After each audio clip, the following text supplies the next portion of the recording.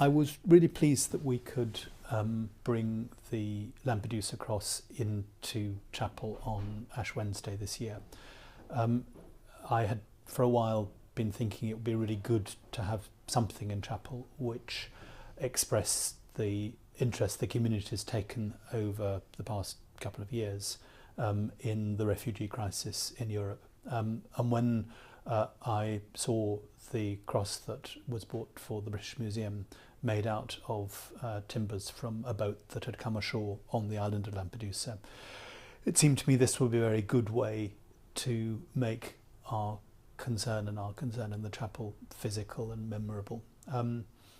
And because Pembroke is the kind of place it is, once you have an idea and you ask the right person, within 24 hours we were in touch with the carpenter of Lampedusa, Francesco Tuccio, and able to have a conversation with him about what would be good and what would be appropriate. And then just before Ash Wednesday this year, this great parcel arrived, looking surprisingly like a corpse. It was a big long bundle, and I got together with a group of students and others, and we opened it up. It had come from Lampedusa.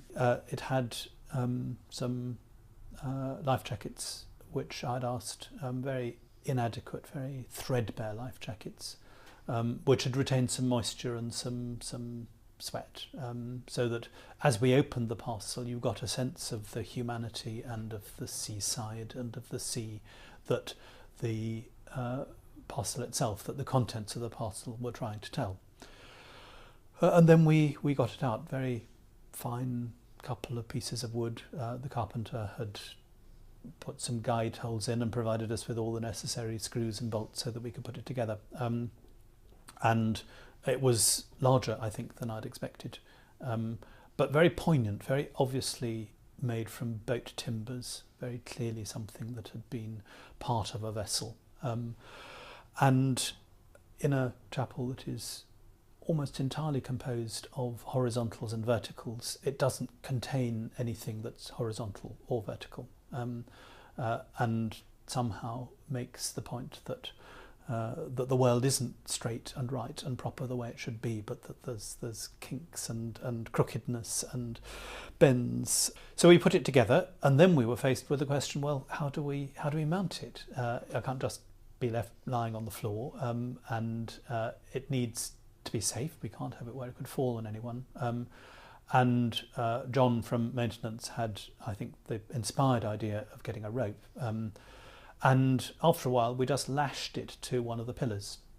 This isn't a permanent arrangement, but for the moment, it gives, I think, a very strong impression of something that has been brought in, a bit like a votive cross might be brought in by a pilgrim, and left to tell its story and to represent the faith and the journey of the person who brought it. So at the moment it stands there in the chapel with a little explanation, but mostly doing its work just by being. And over the year and the years to come, as long as there is a refugee crisis in Europe, I hope it will stay there, and that it will cumulatively have an effect on those who visit and those who worship, to remind them of the physical reality of the suffering and of the dangers of those crossing the Mediterranean